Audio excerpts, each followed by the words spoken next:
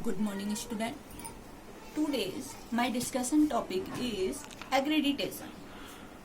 What is accreditation? आखिर accreditation है क्या?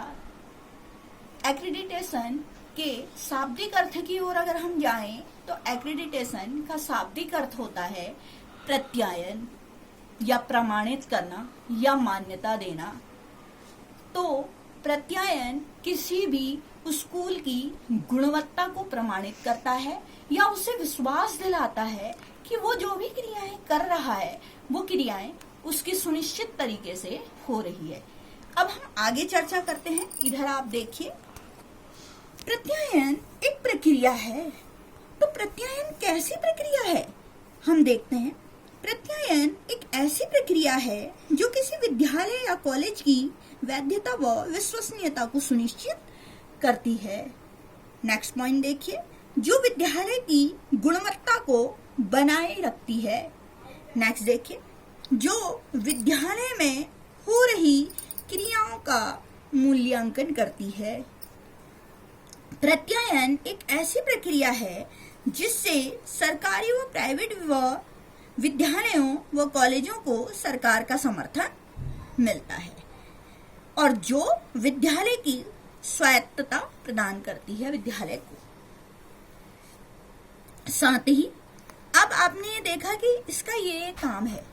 कुल मिलाकर के हम एक चीज देखें तो सबसे पहले कोई विद्यालय अपना कार्य सही तरीके से कर रहा है, वो वैध है, विश्वसनीय है, यानी कि वो अपनी उद्देश्यों को भली प्रकार कर रहा है। कोई भी मान्यता दी जाती है तो मान्यता दो प्रकार की दी जाती है। पहले अस्थायी मान्यता दी जाती है, उसके बाद स्थायी मान्यता दी जाती है। और जब अस्थायी मान्यता देख करके ये पता चलता है कि वाकई में ये अपनी क्रियाएं सही तरीके से कर रहा है और उद्देश्य की प्रगति की ओर क्रियाशील है, तभी स्थायी मान्यता उसे प्रदान की जाती है।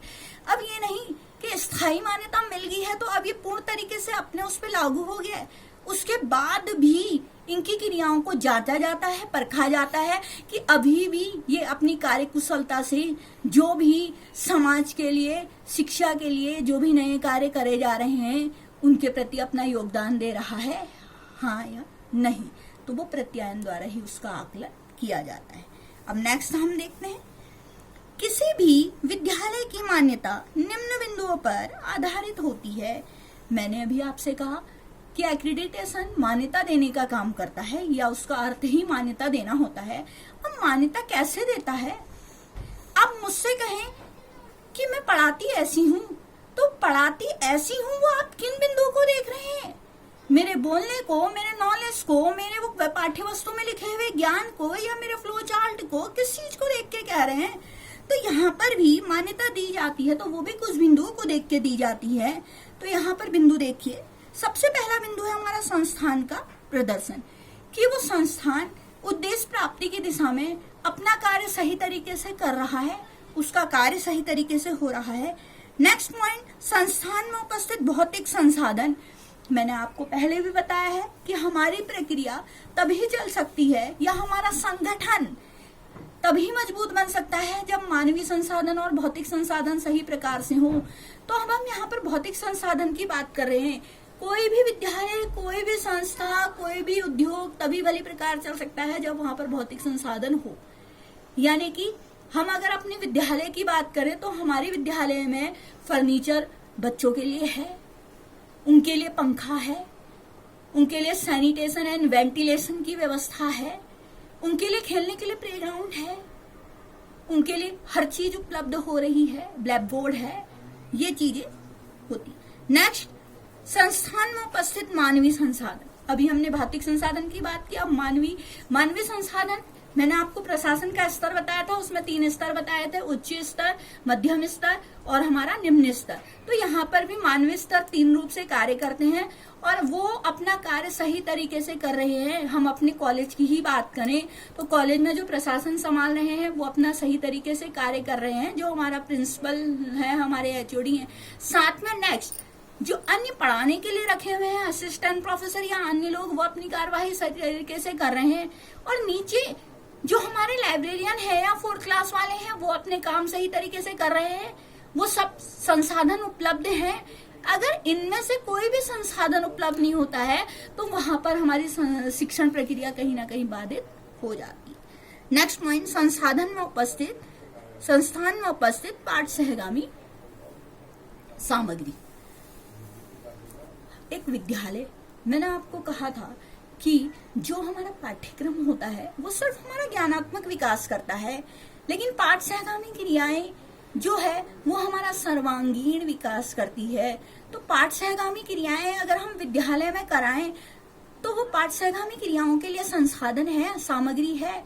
मैं चाहती हूँ मैं खो खो कराऊं, मैं चाहती हूँ कि मैं अन्य क्रियाएं कराऊं, बास्केटबॉल कराऊं, वॉलीबॉल कराऊं, तो क्या वहाँ वॉलीबॉल के लिए नेट है? क्या वहाँ पर बॉल उपस्थित है? क्या वहाँ पर इंडोर गेम के लिए हमारे संसाधन चेस उपस्थित है, कैरम बोर्ड उपस्थित है? या लड़कियां हैं वो म्यूजिक सीखना चाह रही हैं तो उनके लिए हारमोनियम उपस्थित है, तबला उपस्थित है, ढोलक उपस्थित है आदि। नेक्स्ट, छात्रों का परिणाम। एक विद्यालय की गुणवत्ता, एक विद्यालय को सबसे ज्यादा प्रोत्साहन छात्रों के परिणाम से मिलता है। मैंने आपको कहा ना कि सिस्टम एनालिसिस होता है, उसमें 3 प्रोसेस होती है, इनपुट, प्रोसेस एंड आउटपुट। तो आउटपुट हमारे स्टूडेंट होते हैं। अगर हमारा इनपुट भी अच्छा है, प्रोसेस भी अच्छी है, लेकिन आउटपुट अच्छा नहीं मिला तो यानी कि हमारे उद्देश्य की पूर्ति नहीं हुई। तो यहाँ पर भी प्रमाणित करने के लिए आउटपुट को ही जांचा जाता है, हमारे बच्चों को परिणाम को ही जांचा जाता है कि हर सत्र में हर विषय का परिणाम कैसे रह रहा है, वहां से बच्चे प्रमोट होके कैसे जा रहे हैं, उनको प्लेसमेंट कैसा मिल रहा है, ये सब चीजें देखी जाती है।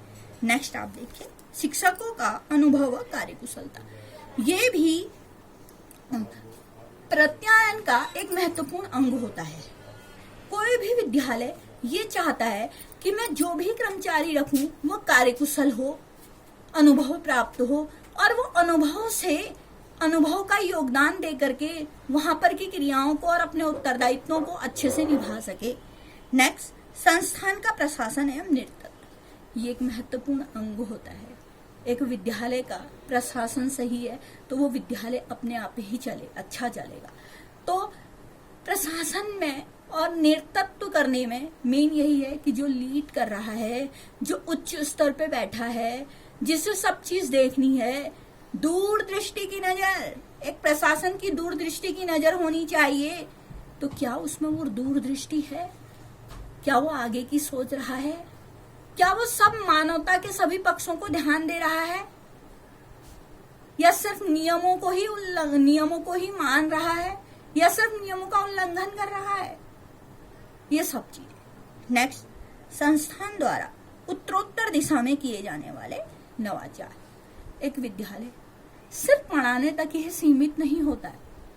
ये नहीं टीचर आ रहे हैं, पढ़ा रहे हैं, चले जा रहे हैं, कॉपी में हो रहा है, बस इतना नहीं। हर विद्यालय को नवाचार प्रयोग करना चाहिए।